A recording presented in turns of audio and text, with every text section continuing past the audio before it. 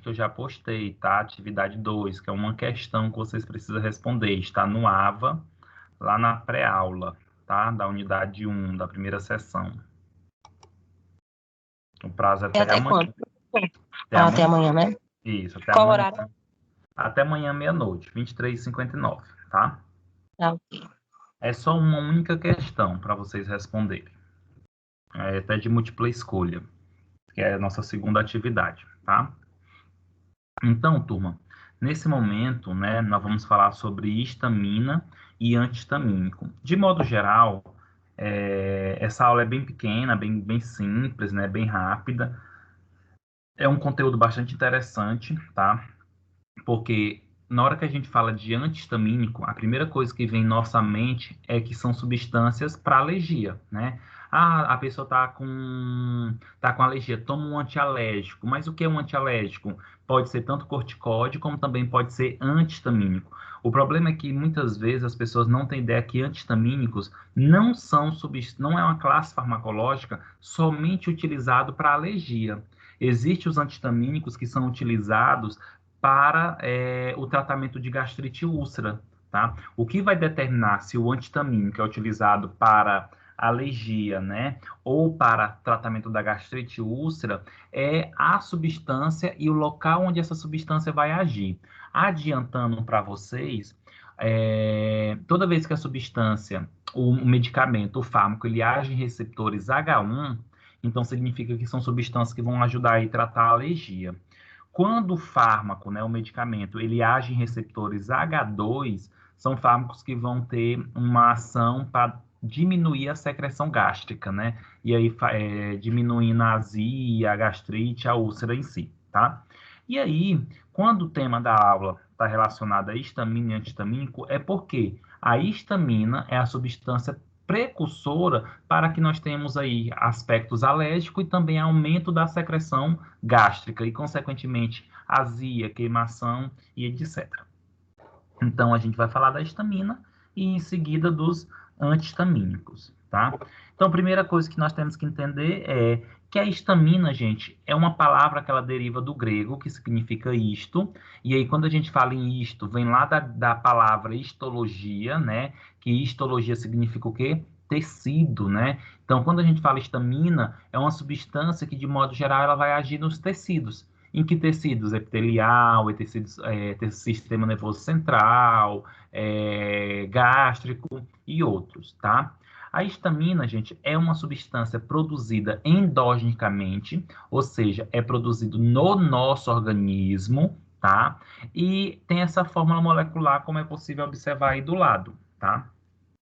E aí a histamina, gente, ela pode ser sintetizada, armazenada e liberada por algumas células do nosso organismo. Não é somente célula, mas a maior quantidade que é liberada de histamina, que é sintetizada, que é produzida, armazenada e liberado, são por células de defesa, que são células que nós chamamos células granulocíticas, tais como mastócito e basófilo. Sendo que os mastócitos, turma, são células que são encontradas no tecido, enquanto os basófilos são células encontradas no sangue. Então, aonde é que é produzida a maior quantidade de histamina? Nos mastócitos e basófilo, que é encontrado tanto no sangue, mastócitos e basófilo no sangue. E aí, gente, essas células de defesa que produzem as histaminas, né, quando ela tem algum processo que eu vou explicar lá na frente, ela acaba liberando essa histamina no sangue ou no tecido. Aí a histamina, uma vez que está no tecido ou no sangue, vai agir nos receptores próprios e exercer algumas ações, tá? E aí, a liberação dessa histamina exerce profundos efeitos sobre os vários tecidos e órgãos.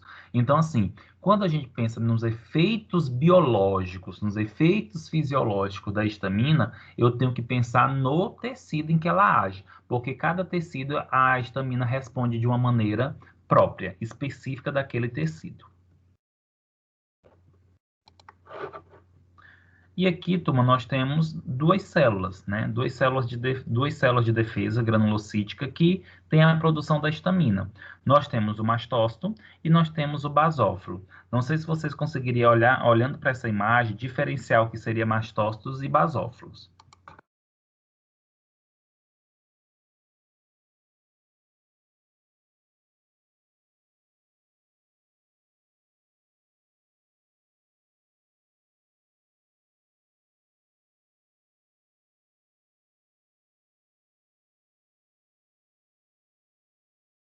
Professor, não sei se é um problema no meu aplicativo, mas o slide não está aparecendo para mim.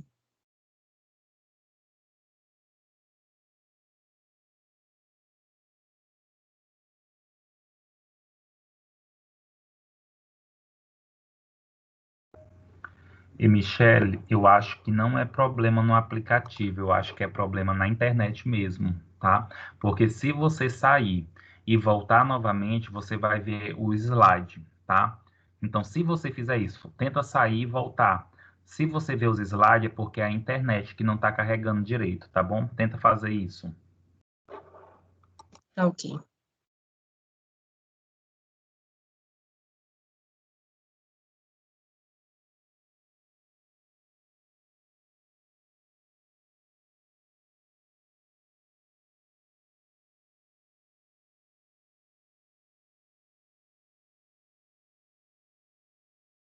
Professor,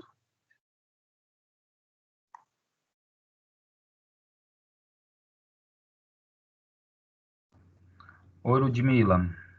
boa noite. Professor, Boa deixa eu noite. falar só um negócio com o senhor. Fica à Pode? vontade. Pode, sim.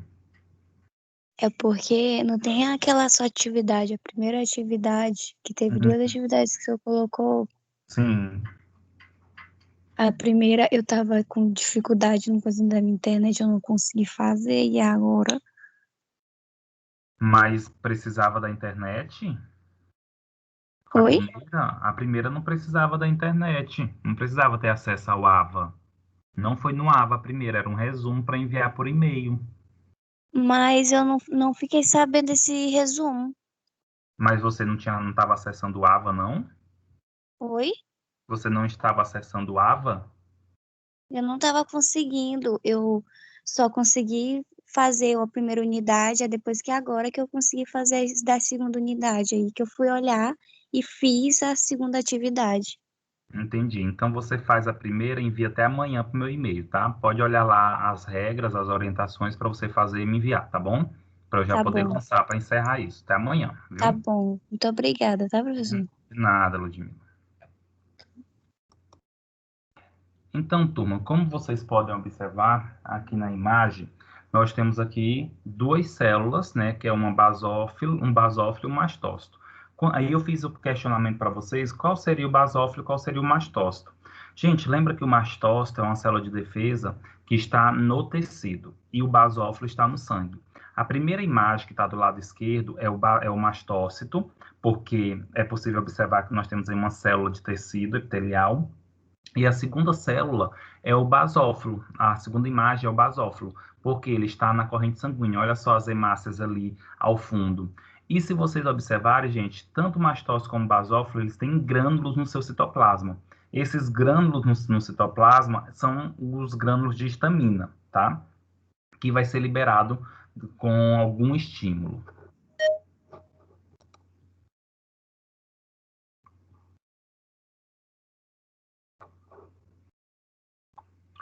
Ô, Michele, conseguiu ver os slides agora? Não, professor, não está aparecendo. Realmente pode ser minha internet mesmo. Ah, entendi. Tudo bem. Então vamos lá.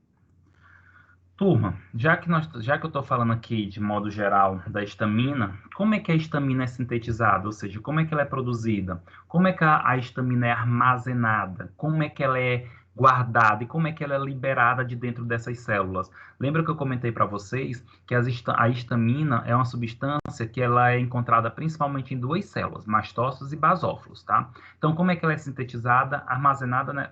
Como ela é sintetizada por essa célula? Como é que ela é armazenada nessa célula e como é que essa célula libera essa histamina. Então, olha só, para dar origem à histamina, há necessidade de um aminoácido chamado histidina, e aí, através de uma enzima chamada histidina descarboxilase, essa enzima converte a histidina em histamina. Logo, essa histamina vai ser armazenada em forma de grânulos dentro do citoplasma ou no citoplasma dos mastócitos e dos basófilos.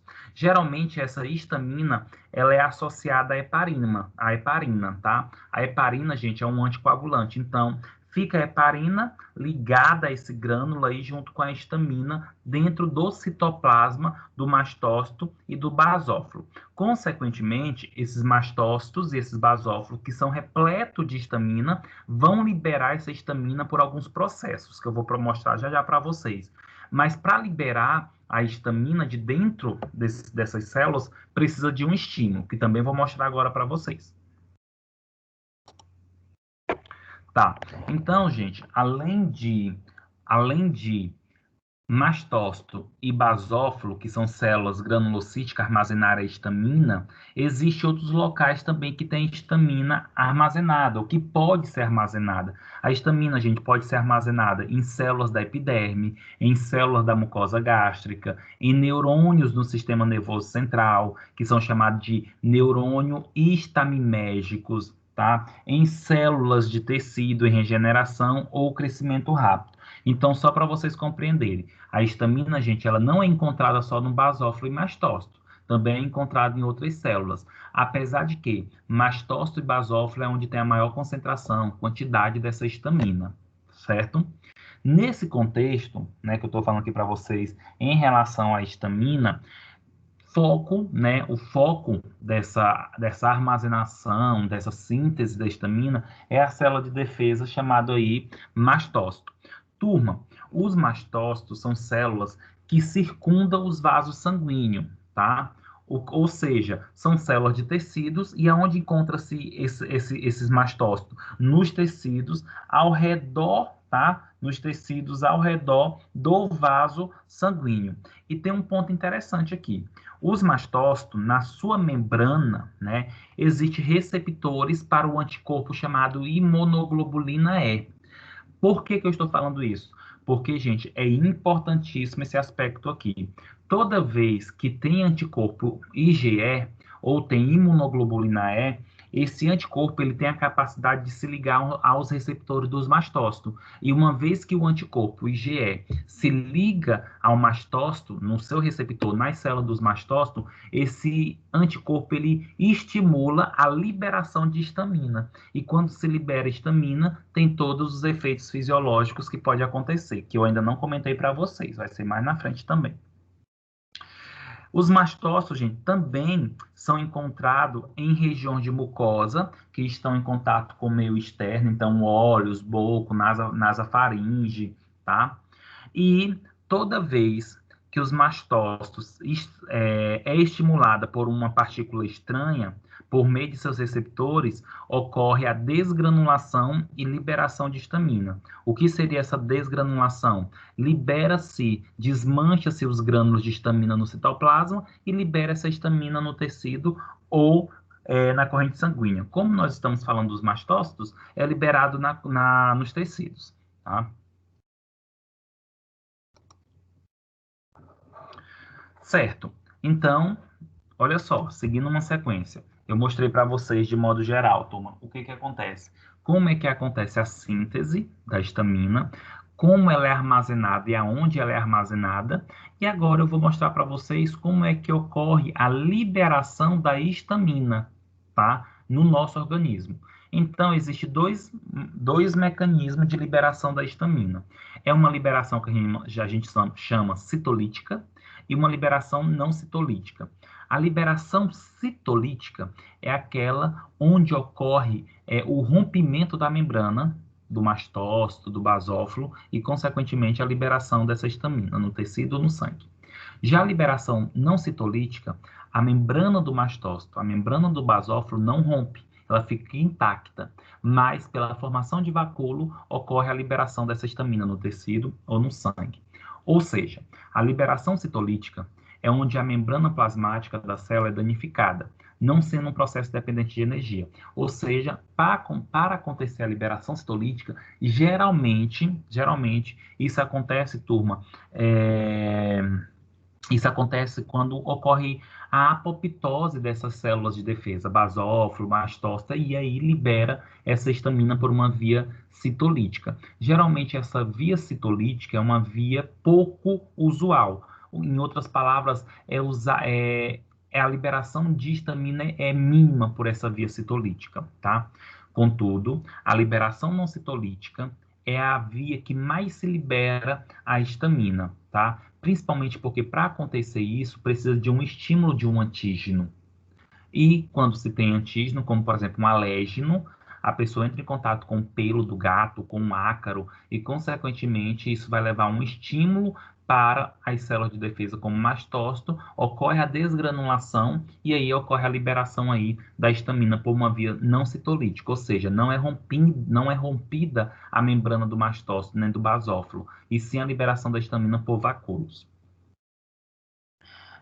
E essa liberação citolítica, não citolítica, gente, sempre vai depender de ATP, tá? Energia. ATP significa adenosina trifosfato. Isso aqui necessita de energia, tá? Porque vai ter a exocitose dos grânulos, ou seja, vai ter a formação de vacúolos.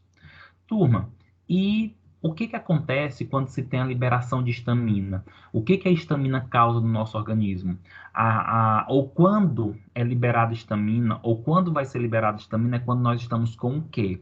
Com reações alérgicas, quando a gente tem um processo inflamatório, quando a gente entra em contato com um agente físico que estimula essa liberação de histamina, como, por exemplo, uma facada, agentes químicos ou drogas, né? Seja ela medicamento, seja ela drogas ilícitas ou lícitas, tá? Drogas tóxicas.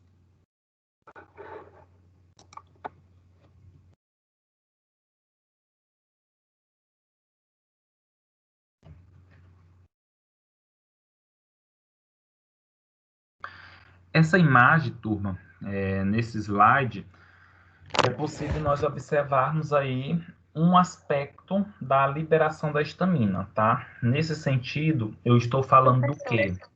Oi, Ludmila, pode dizer. No caso, a histamina é tipo como se fosse um anticorpo tentando reagir. Não. A histamina, Ludmila, é uma substância que é estimulada por alguma coisa estranha, como, por exemplo, um alérgeno, um poluente, uma poeira. Então, é como se o nosso corpo ele reagisse a essa substância estranha, tá? Não é um anticorpo, mas é uma substância que reage a um estímulo. E aí, quando se tem esse estímulo, ela manifesta alguns sinais para dizer para a gente: opa, eu vou causar inflamação, eu vou causar essa alergia para você saber que alguma coisa está errada. Entendi. É só para, no caso, sinalizar que tem algo de errado. Muito bem, isso mesmo. Na verdade, a histamina é uma substância sinalizadora, tá? Porque, consequentemente, ela vai demonstrar algumas características no nosso organismo.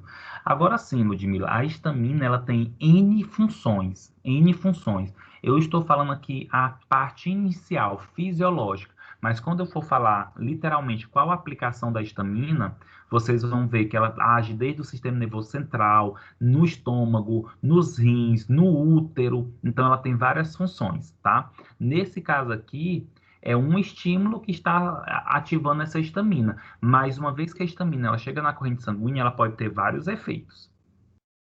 Tá bom, obrigada. Nada.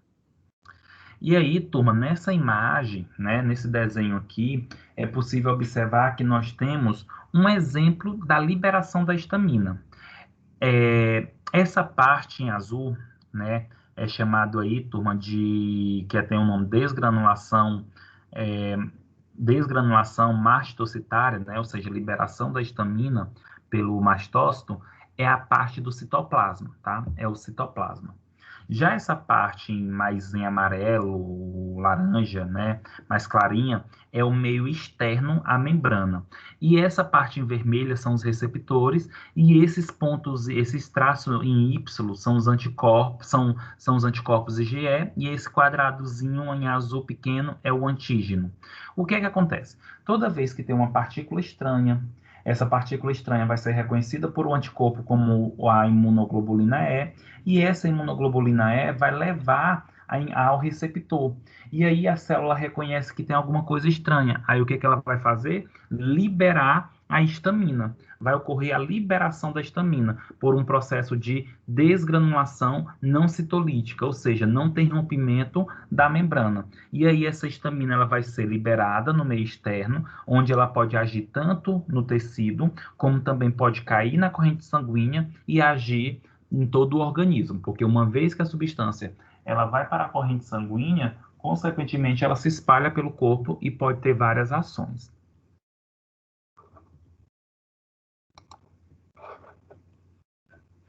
Turma, e aonde é que tem,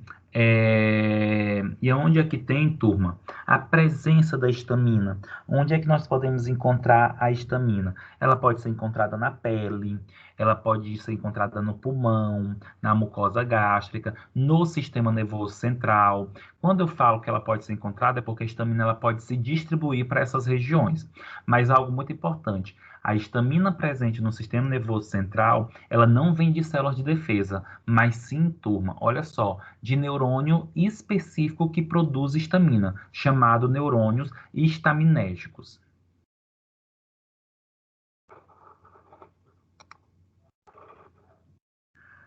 Certo. Se eu falei da histamina, falei da importância, como ela é produzida, como ela é armazenada, como ela é liberada, aonde ela vai, aonde ela é encontrada, é importante nós começarmos a compreender, turma, como é que ela age sobre o nosso organismo. A primeira coisa que a gente tem que saber é que a histamina, quando ela é liberada, que ela vai agir em um tecido, ela precisa interagir com o seu receptor próprio. Ela precisa agir com o seu receptor próprio. E existe, turma, 4 receptores de histamina. O receptor H1, o receptor H2, o receptor H3 e o receptor H4. Dependendo do receptor e dependendo da ligação da histamina com o tipo de receptor, nós vamos ter algumas ações, tá? Um exemplo. Toda vez que a histamina se liga ao receptor H1, esse receptor, gente, ele é encontrado sobre a pele. Então, geralmente, a pessoa vai acontecer isso quando a pessoa tem alguma alergia. Quando a histamina ela se liga ao receptor H2, significa que ela tem a capacidade de produzir suco gástrico. Então, dependendo do receptor que a histamina se liga, a gente vai ter algumas ações. Só a modo de curiosidade, tá? Só a modo de curiosidade, a histamina, os receptores de histamina, turma, são receptores considerados receptores de proteína G, tá? O que são receptores de proteína G? São receptores que estão associados acoplado a uma proteína chamada G. E são receptores chamados de amplificadores de sinais, tá? É só uma curiosidade, ok? Turma, ainda dentro dessa curiosidade, eu comentei para vocês que o receptor H1 é um receptor encontrado sobre a pele. Então, quando a histamina se liga a esse receptor, vai executar efeitos sobre a pele. E, geralmente, quando a gente fala em alergia, aonde é que acontece a alergia? Aonde é demonstrado o sinal e sintoma da alergia? Sobre o tecido epitelial. Ou seja, quando a histamina se liga ao receptor H1, vai manifestar os sinais e sintomas de aspectos alérgicos.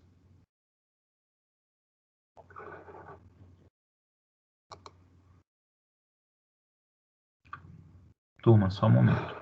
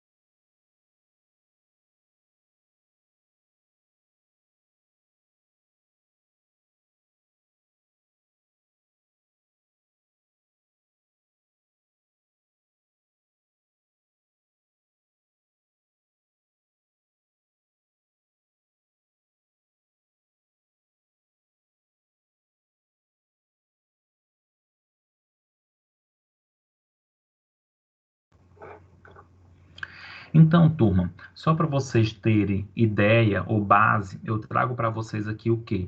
Eu trago aqui para vocês que as ações da histamina sobre os receptores em determinados tecidos. Olha só, gente, o receptor H1 ele pode ser encontrado na musculatura brônquica, pode ser encontrado no vaso sanguíneo, que é chamado músculo liso vascular, pode ser encontrado na musculatura uterina e também pode ser encontrado no sistema nervoso central. Então, nesses locais, a gente tem o receptor H1. E se tem um receptor H1 nesses locais, significa que a histamina se liga a esses receptores. Uma vez que a histamina se liga a esses receptores, na musculatura brônquica, pode ter contração, vai ter contração. Na musculatura lisa, vascular ou no vaso sanguíneo, a histamina causa vasodilatação, rubor, queda da pressão arterial, aumento da permeabilidade e edema. Não é à toa, turma, que quando nós estamos com um processo inflamatório, que tem a liberação de histamina, a gente percebe que o sangue circula mais rápido ali, que fica mais vermelha aquela região que está inflamada, que tem edema, tudo isso é ocasionado, entre outras substâncias, pela histamina. O receptor H1 é encontrado na musculatura uterina. E aí, quando é encontrado na musculatura uterina, que se utiliza uma substância à base de histamina, consequentemente vai causar contração na musculatura uterina. E no sistema nervoso central, quando a histamina está ligado ao sistema nervoso central, a histamina, a gente, regula o apetite, tá? Então faz com que a pessoa não tenha fome, por exemplo. E regula a temperatura corporal, ajuda na secreção de hormônio antidiurético, regula a pressão arterial e até a percepção da dor. Ou seja, olha a quantidade de funções que a histamina tem nos receptores H1, dependendo da localidade. E a histamina tem o receptor H2. O receptor H2 é encontrado na célula da mucosa gástrica, é encontrado no coração, na musculatura lisa vascular e no útero. Quando a histamina se liga ao receptor H2 na célula da mucosa gástrica, ela ajuda na produção de ácido clorídrico, de suco gástrico. Quando a histamina se liga ao receptor H2, que é encontrado no coração, ela aumenta o efeito crono-ionotrópico positivo, ou seja, ajuda a entrar cálcio para dentro das células cardíacas e isso aumenta os batimentos cardíacos. Quando o receptor H2 é encontrado na musculatura lisa vascular, que a histamina se liga a esse receptor H2 no vaso sanguíneo, tem dilatação. E o receptor H2 também é encontrado no útero, e quando a histamina se liga ao receptor H2, no útero tem relaxamento da musculatura uterina. O receptor H3 é um receptor encontrado no sistema nervoso central, tá? Que aí, quando a histamina se liga a esse receptor, ele ajuda aí a regular a neurotransmissão e a neuromodulação de neurotransmissores, e isso influencia aí nos impulsos nervosos, por exemplo.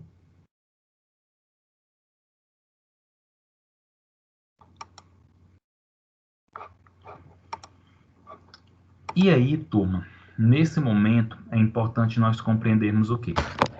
Falei alguns aspectos para vocês fisiológicos, iniciei receptores, e aqui, gente, eu vou começar a comentar para vocês sobre os antagonistas. Primeira coisa que nós temos que entender, existem duas modalidades de substâncias, aquelas que ativam o receptor e aquelas que não ativam o receptor. Quando a substância ela é ativada pelo receptor, aliás, quando a substância ativa o receptor, ela é chamada de agonista. E quando ela não ativa o receptor, ela é chamada de antagonista. Ou seja, ela não ativa o receptor, mas bloqueia o receptor. Ela é chamada antagonista. De modo geral, turma, as drogas antihistamínicas, pelo próprio nome está dizendo, antihistamínica, são substâncias antagonistas, ou seja, aquelas que se ligam ao receptor histamínico, seja ele H1, H2, H3, H4, mas não ativa esse receptor, mas sim bloqueia o receptor. E uma vez que essa substância bloqueia o receptor histamínico, ele deixa de exercer a sua ação específica para aquele receptor.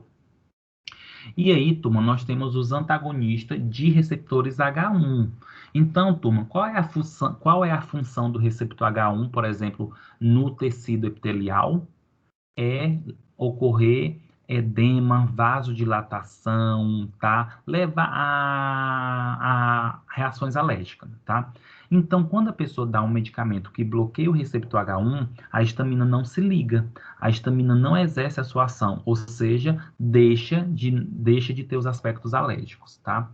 E aí, turma, existe, de modo geral, duas gerações de substâncias antihistamínicas, a de primeira geração e a de segunda geração. Qual a diferença das duas? Questões de efeitos adversos. As drogas antagonistas de receptores H1 de primeira geração são drogas mais lipossolúveis. Por elas serem mais lipossolúveis, elas conseguem atravessar a barreira hematocefálica e ter algumas ações, por exemplo, no cérebro, tá? E essas de primeira geração, elas são consideradas de menos especificidade ou de baixa especificidade. O que que isso significa? Que elas conseguem se ligar a vários outros receptores que não é somente o receptor H1. E qual o problema disso? Porque quando o medicamento ele se liga em outros receptores que não é o próprio, ele leva a efeitos adversos. Como, por exemplo, o antagonista de receptor H1 de primeira geração, por não ser específico, eles agem nos receptores muscarínicos, no alfa-adrenérgico e de serotonina, por exemplo. Só um momento, tu.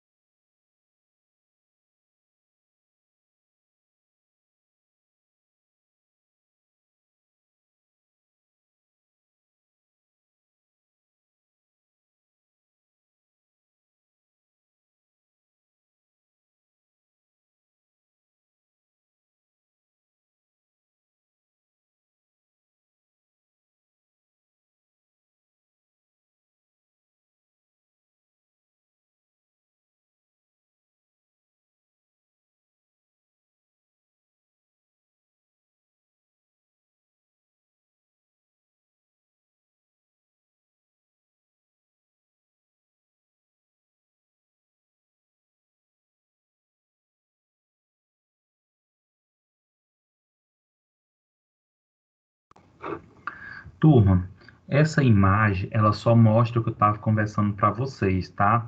Que os antihistamínicos de primeira geração, principalmente, eles são substâncias,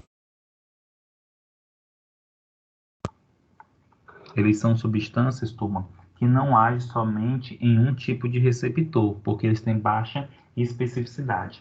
Consequentemente, por eles agir bloqueando outros receptores, pode ser que o indivíduo ele sinta outros sinais e sintomas, onde pode ser uma característica ruim ou benéfica, dependendo do que aconteça, tá? Por exemplo, quando os antihistamínicos, um exemplo, gente, a dexclofenamina, o Fenergan, a prometazina, por exemplo, quando se toma um antihistamínico, como a dexclofenamina, ela pode bloquear o receptor muscarínico, aí a pessoa pode sentir boca seca, retenção urinária, taquicardia. Pode bloquear o receptor alfa-adrenérgico, a pessoa pode ter hipotensão, tontura, taquicardia.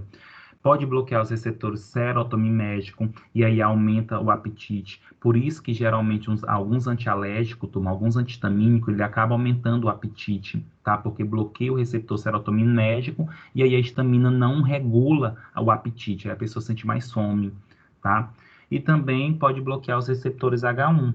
Bloqueando o receptor H1 vai levar àquela característica importante, tá? Como diminuição da inflamação, do prurido, contudo, gente, diminui o desempenho cognitivo, a pessoa fica mais lento, aumenta a sedação, a pessoa fica mais sedada. Por isso, turma, que o Dramin, por exemplo, o Dramin é um medicamento antialérgico de primeira geração, que é o dimenhidrinato. O Dramin, ele tem a capacidade de fazer com que a pessoa sinta sono, cede um pouco a pessoa. E a pessoa, quando ela é sedada, ela diminui o enjoo. Por isso que o Dramin é tão usado para enjoos.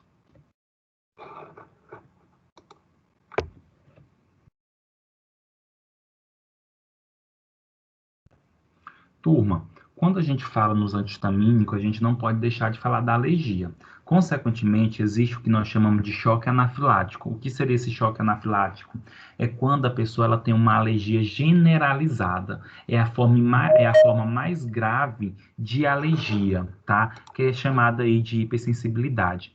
Geralmente, o choque anafilático, gente, é uma alergia generalizada que, se não tiver uma intervenção imediatamente, a pessoa pode vir a óbito. Tá? E esse choque anafilático ele é desencadeado como por drogas, por alimentos, contrastes radiológicos. E geralmente os sinais e sintomas do choque anafilático pode acontecer imediatamente ou até horas após o uso ou contato ou a exposição à substância, tá? E qual é o quadro típico do choque anafilático? A pessoa, turma, tem em poucos minutos um colapso cardiorrespiratório, ou seja, a pessoa tem uma parada cardiorrespiratória, se não tiver uma intervenção imediata. E o tratamento é necessário que seja imediatamente, tá? É necessário que aconteça rápido para que a pessoa não venha a morrer. E, consequentemente, esse choque anafilático ele pode acontecer após um estímulo, tá?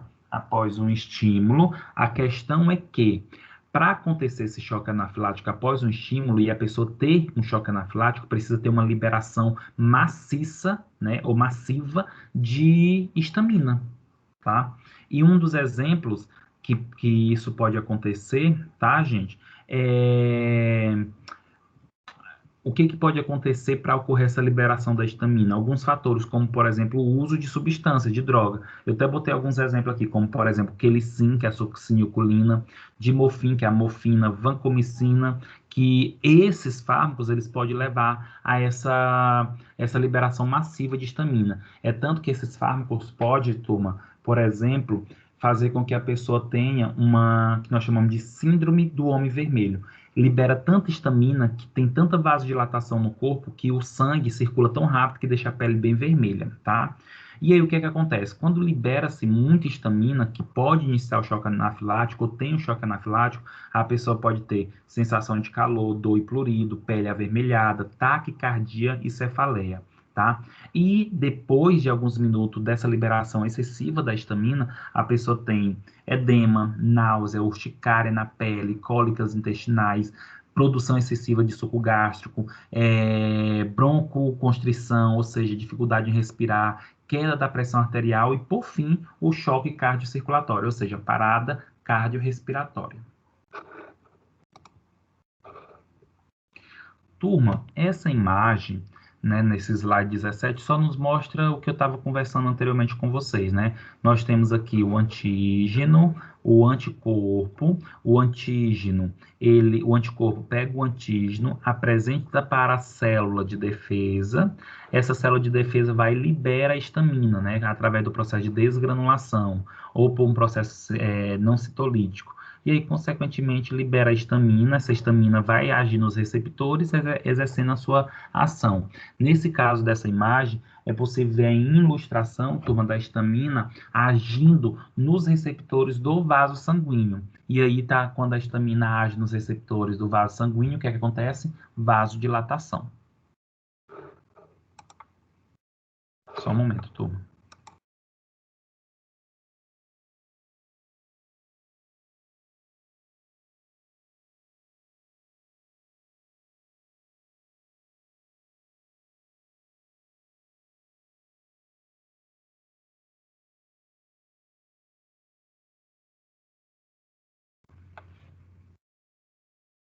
Então, turma, vamos falar agora, a partir desse momento, das drogas antihistamínicas, ou seja, dos medicamentos que agem bloqueando os receptores da histamina.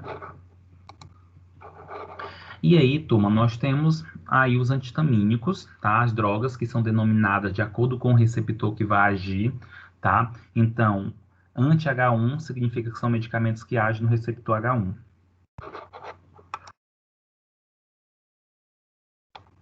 E quando a gente fala anti-H1, significa que bloqueia o receptor, tá? Anti-H2, bloqueia o receptor H2. Anti-H3, bloqueia o receptor H3. E anti-H4, bloqueia o receptor H4. Contudo, turma, eu vou dar ênfase somente para o anti-H1 e o anti-H2, porque são os medicamentos que foram desenvolvidos ainda, que tem no mercado, os que estão no mercado, são para esses receptores, tá?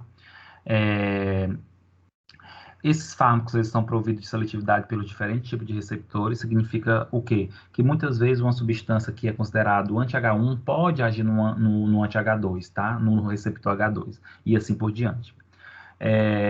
Os antagonistas de receptores de histamina apresentam aplicações terapêuticas bastante distintas, ou seja, os medicamentos antihistamínicos ou bloqueadores da histamina ou bloqueadores dos receptores de histamina, eles têm efeitos distintos. Isso vai depender do quê? Do receptor aonde ele age. Se a droga é um anti-H1, geralmente são fármacos indicados para patologias que envolvem aspectos alérgicos. Se o medicamento é um medicamento que age no receptor H2, bloqueando o receptor H2, são medicamentos usados para o tratamento de úlcera, gastrite, acidez. E aí, a partir desse momento, vamos falar, turma, das drogas antagonistas dos receptores H1 e depois a gente fala das drogas antagonistas dos receptores H2. Então, em relação às drogas antagonistas dos receptores H1, essas substâncias elas têm semelhanças químicas com a histamina e, consequentemente, por isso elas conseguem se ligar ao receptor H1, bloqueando o receptor H1. Tá? E as drogas antagonistas dos receptores H1 são usadas no tratamento de respostas alérgicas. Então, turma, toda vez que falar antialérgicos que são antihistamínicos, ele se liga ao receptor H1, bloqueando esse receptor. E como que as drogas, né, como é que os medicamentos, as drogas anti-H1, elas são classificadas? Elas são classificadas, turma, de modo geral, em substâncias de primeira geração e de segunda geração, que inclusive já expliquei isso para vocês agorinha. As drogas de primeira geração são medicamentos, turma, que pela capacidade, pelo baixo peso molecular, por ter perfil lipofílico, elas conseguem atravessar a barreira hematoencefálica e, consequentemente, agir sobre o sistema nervoso central. E uma vez que age no sistema nervoso central, ela pode agir em receptores dopaminérgicos, serotoninérgicos e colinérgicos. Ou seja, além de ter os efeitos antihistamínicos, né, dos receptores H1, por bloqueio do receptor H1, tem outros efeitos quando se liga nesses receptores.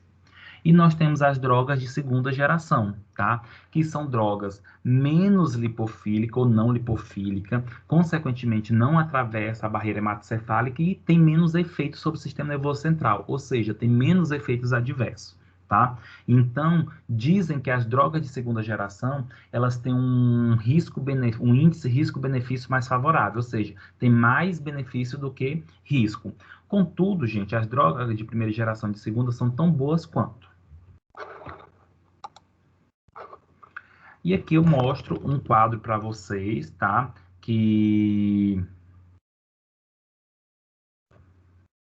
Só um momento, turma.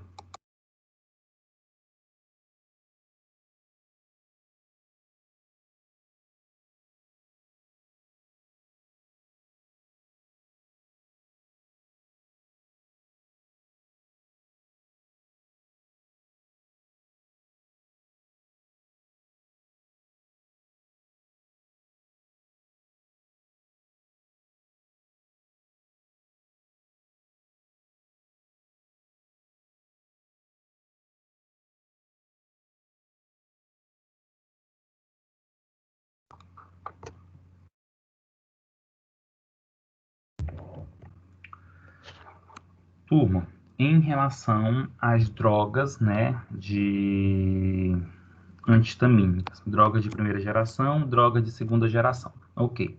A droga de primeira geração, nós temos aqui a dexcrofenamina, que é o polaramine, hidroxizina, que é a ixizine, cetotifeno, que é o Zaltitem, difenidramina, que é o Menadril, cloferinamina, trimeton, prometazina, que é o Fenergan, dimenhidrinato, que é o Dramin, a meclizina, tá? A ciclizina.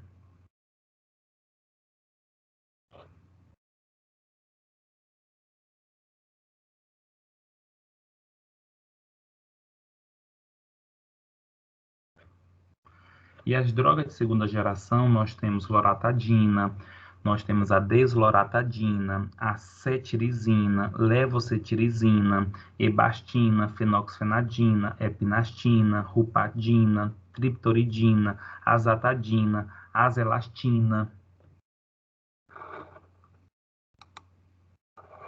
E nós temos, turma, alguns antihistamínicos que são considerados antihistamínicos tópicos, tá?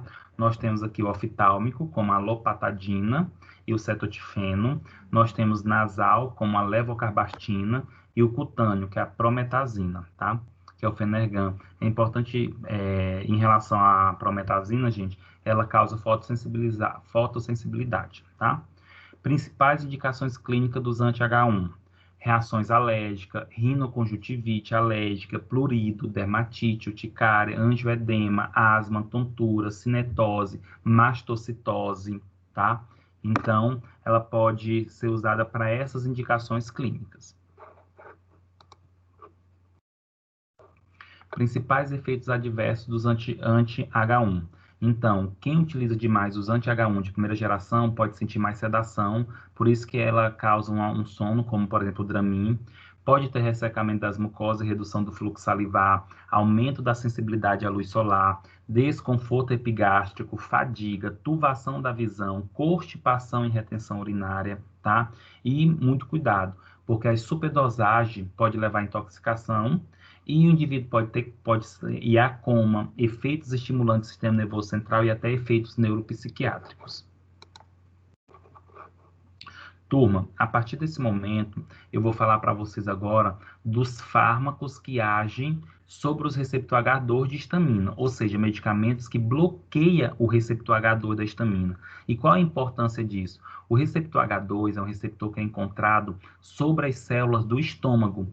E uma vez que a histamina se liga ao receptor H2, produz suco gástrico. Então, se eu bloqueio o receptor H2 que está nas células do estômago, consequentemente, eu estou impedindo a produção do suco gástrico. E uma das aplicações aí é quando se tem, de modo geral, aí o aspecto da acidez, da gastrite ou da úlcera.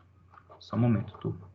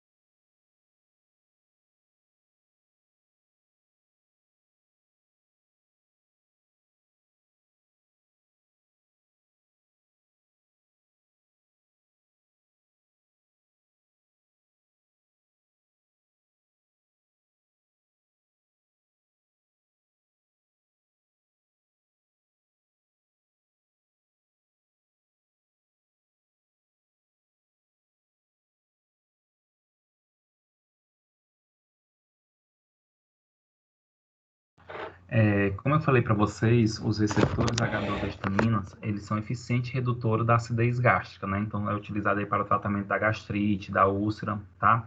E aí eu trago uma definição para vocês do que seria úlcera péptica, né? Úlcera péptica, turma, é uma lesão, né, no estômago ou do duodeno ou no esôfago que tem destruição da parede desses tecidos, desses órgãos, e acaba atingindo o vaso sanguíneo. E muitas vezes pode levar a sangramento, pode levar a alguns incômodos, e talvez pode ser que o indivíduo tenha úlcera não somente pelo excesso de acidez, mas porque tem a presença de uma bactéria, que é a Helicobacter pylori, que acaba destruindo a barreira que reveste esses tecidos, e o suco gástrico acaba lesionando. E aí, turma, 10% da população vai sofrer no decorrer da vida de úlcera, tá? Ou seja, uma grande parte. E isso aqui está associado principalmente, turma, à nossa alimentação, ok? Olha só, gente, a úlcera, ela pode estar localizada em vários lugares, e dependendo do lugar, ela tem um nome, né? Se é localizado no estômago, úlcera gástrica; se é localizado no duodeno, úlcera duodenal; se é localizada no esôfago, chamado de úlcera esofágica. E aí, turma, para vocês compreenderem, né, como é que ocorre a úlcera em si, a gastrite, a azia, nós temos que entender inicialmente como é que ocorre a produção do suco gástrico. Gente, as células do estômago, elas têm, as células do estômago especializadas em produzir o suco gástrico são chamadas de células parentais, tá? O que acontece? Nessa superfície dessa célula tem receptores, receptores da acetilcolina, receptores da histamina e da gastrina. Quando essas substâncias interagem com esse receptor, essas substâncias elas ativam os receptores, o que leva à estimulação de informações no citoplasma até levar à estimulação da bomba de próton. Essa bomba de próton ajuda na produção do suco gástrico, ou seja, essa bomba de próton ela libera hidrogênio no estômago juntamente com o cloreto. O hidrogênio, o próton, que é o hidrogênio mais o cloreto, que é o CL, se une formando o ácido clorídrico. Essa imagem, ela nos mostra isso, tá? Nós temos aqui o receptor da acetilcolina, o receptor da histamina e o receptor da gastrina. Quando essas substâncias estão ligadas a esses receptores, internamente à célula ocorrem várias informações, liberação de cálcio, conversão do ATP em AMP cíclico, ativação das proteínas quinase, até estimular essa bolinha aqui, que é a bomba de próton, ocorrendo o quê? A liberação do próton para o meio externo ou para a luz do estômago, produzindo assim um ácido clorídrico. Nesse quesito, turma, nós temos os medicamentos que são usados para o tratamento da superacidez, tá? Ou seja, fármacos que bloqueiam o receptor H2, como a burinamida, metiamida, cimetidina, famotidina, nizatidina e ranitidina. Sendo que a ranitidina ela foi retirada do mercado, a cimetidina é quase hoje de uso hospitalar, tá? O que acontece? Esses fármacos que eu estou mostrando aqui para vocês são esses agentes eles são inibidores competitivos dos receptores de histamina do tipo 2, na superfície da célula parental gástrica, produzindo diminuição do nível de AMP cíclico e da secreção de ácido. Em outras palavras, uma vez que utilizam um desses fármacos que está aqui no slide, turma, esses fármacos bloqueiam o receptor de histamina, diminuindo a ativação de substâncias internas à célula e, consequentemente, inibindo aí a ativação da bomba de próton. Não tendo a bomba de próton, não tem produção de ácido clorídrico.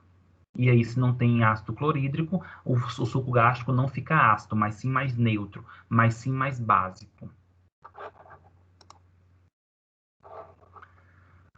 Turma, os inibidores, né, ou os antagonistas, os bloqueadores dos receptores H2, geralmente eles inibem a secreção ácida basal e noturna, tá? Acaba sendo menos efetiva a secreção provocada por alimentos, geralmente não é dado quando está associado a alimento, essa acidez, e geralmente eles são administrados 2 vezes ao dia ou somente à noite, tá? E aqui nós temos o exemplo da ranitidina e da famotidina, né? E finalizando, turma, esse conteúdo, né, de anti-H2, de modo geral, nós temos os efeitos adversos que podem ser ocasionados pelo uso dos antihistamínicos H2, como o indivíduo pode sentir vestígios, cefaleia, diarreia, náusea e vômito, dor muscular, alucinações e confusão mental, pode ter ginecomastia galactorreia, que é o aumento das mamas e produção de secreção pelas mamas e diminuição da contagem espermática quando se utiliza a cimetidina. Turma, essa foi nossa aula de antihistamínico, tá?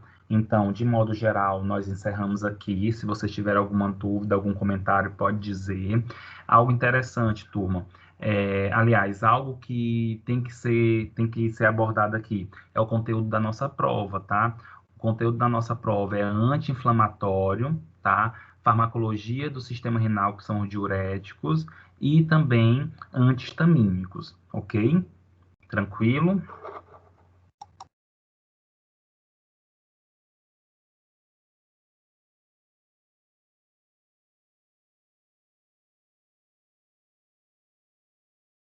Tranquilo, professor. Anti-inflamatório, anti-histamínico e o que mais? Farmacologia do sistema renal ou diuréticos. Tá bom, obrigadinho. Nada, Ludmila. Então, gente, boa noite, bom estudo. Quem ainda não fez as atividades, aproveita para fazer, tá? E até na próxima semana com a atividade, com as provas, e na outra, aula normal. Tá bom, professor. Boa noite.